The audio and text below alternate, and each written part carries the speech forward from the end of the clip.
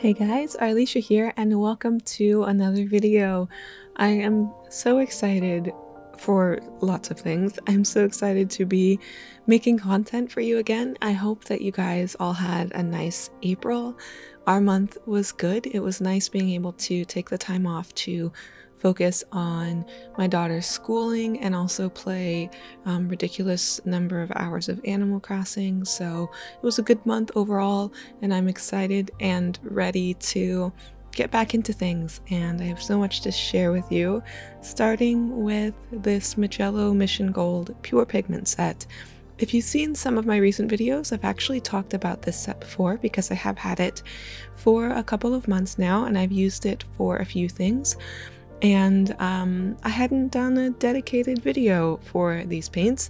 This is a set that I have been wanting for, it feels like years, but definitely a long time, but I could never really justify spending the money on the set because it's a pure pigment set, which means that each color is made up of just one pigment.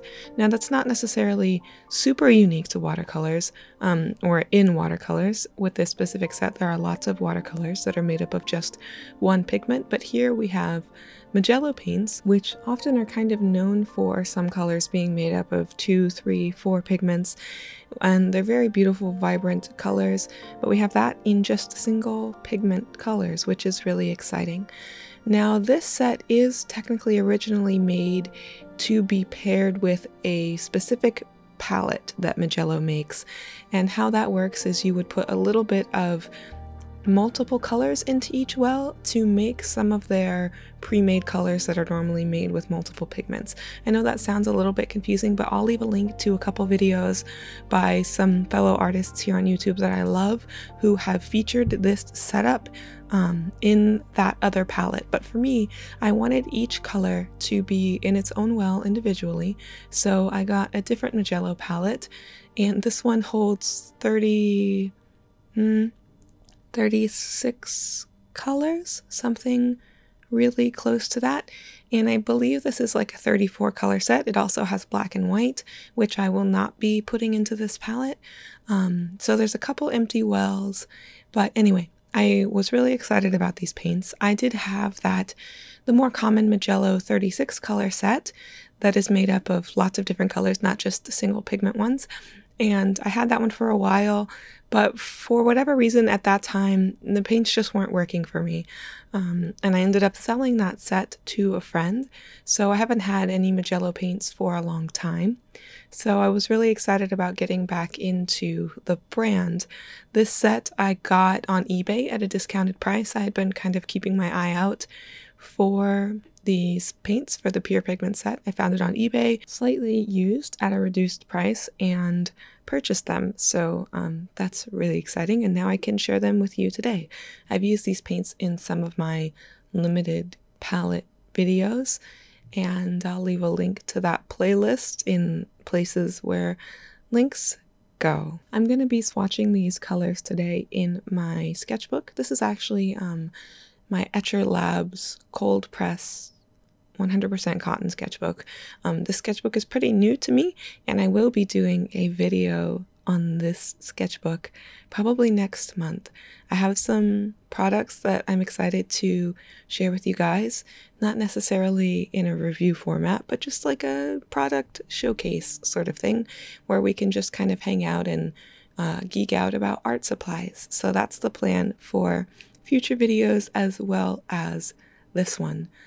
I really love the wide range of colors that you get. It does feel pretty luxurious here. There's just so many different shades and so many different color options, and a nice range of granulating colors and non-granulating colors. Lots of granulation happening in the blues available in this set, but there's also some non-granulating blues, like a couple different phthalo blues and also Indian Throne blue, which you'll notice isn't actually with the blues. It's at the very, very end of the set because I just put them in the palette in the order that they were in the box, so I would have technically moved some things around if I had reorganized them myself, but I decided not to do that.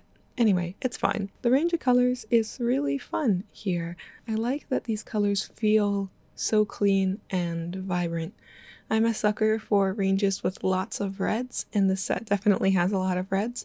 There are some closer to that quinacridone violet. There are a couple colors there that are very similar.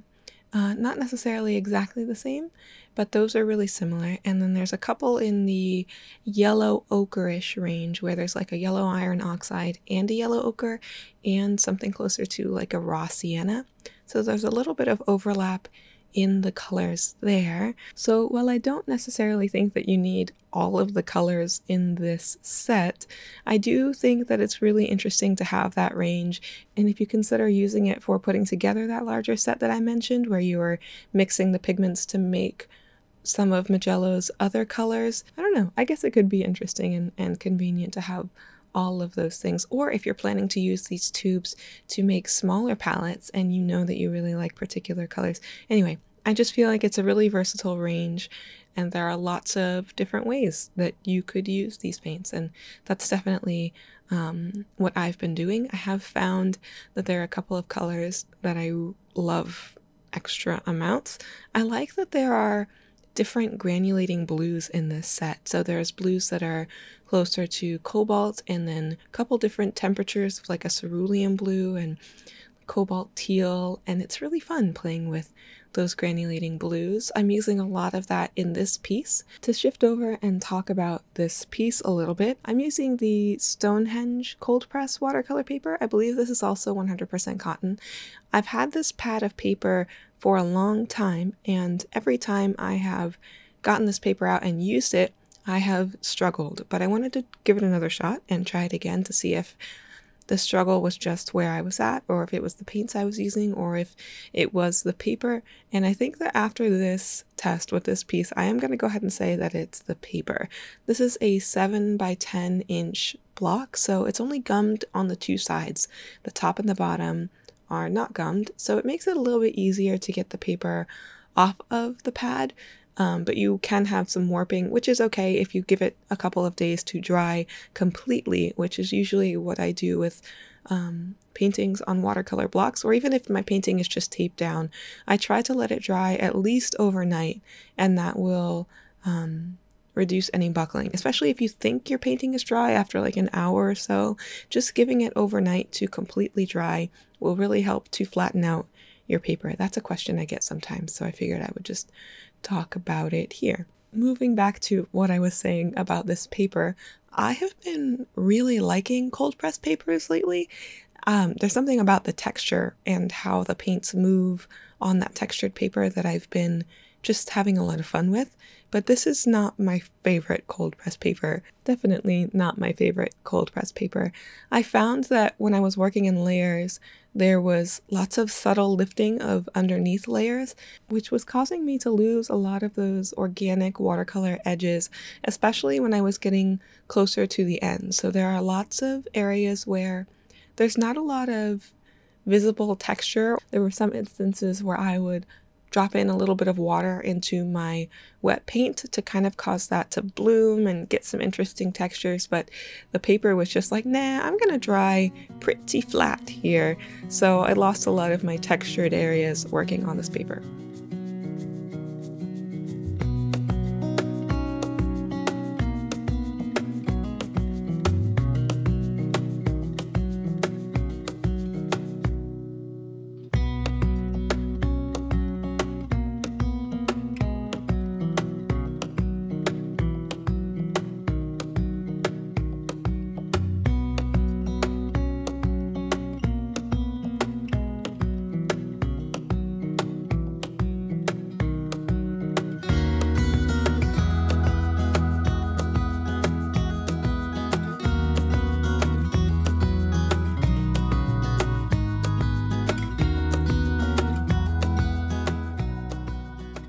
But that's all right. It was a fun experiment, and overall I'm pretty happy with how the piece turned out in the end.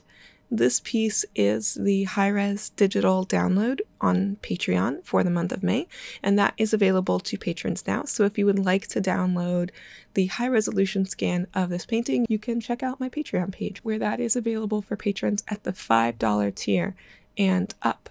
I will also be making prints available for this piece, and the original is up on my shop for sale as well.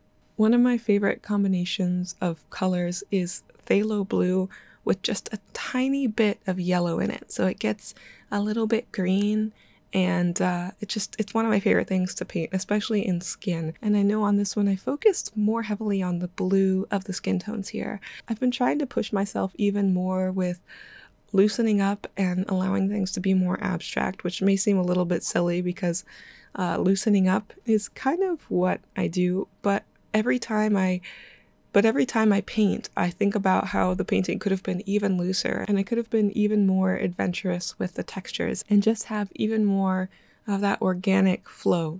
So this is hopefully a step in that direction. Overall, I'm just right now feeling extremely grateful for the fact that I even get to experiment like this and push myself and try new things and have that be my job. So I'm incredibly grateful to all of you guys, whether you are just watching videos, if you leave a like or a comment, if you're subscribed, or if you've ever purchased anything from my shop or supported me on Patreon. All of that stuff, just, it really matters so much to me just to get to create content like this for you guys. And after my break, I'm feeling so invigorated to do more for myself and to push myself creatively and try new things, but also to do more for you guys and for this channel. I've been thinking about ways that I just want to push the essence of what I want this channel to be even further than I am already, and I'm just kind of overflowing with ideas right now. And I think that's kind of the greatest benefit of taking a break, is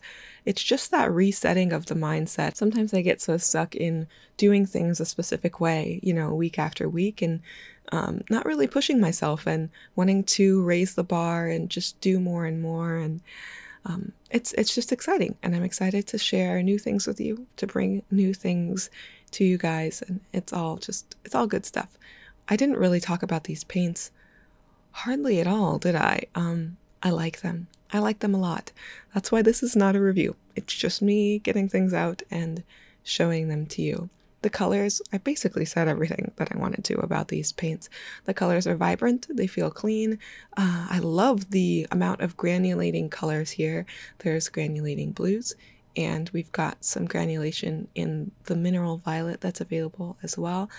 And it's just really nice. A good range of colors, lots of fun to play with, very vibrant. Each color is made up of just one pigment, as opposed to when you mix two colors together, it's not a mix of 3 or 4 or 5 pigments, it's just 2. So I like them. They're a little hard to find, which is another reason why this isn't just a review. It's just showing you things that I like.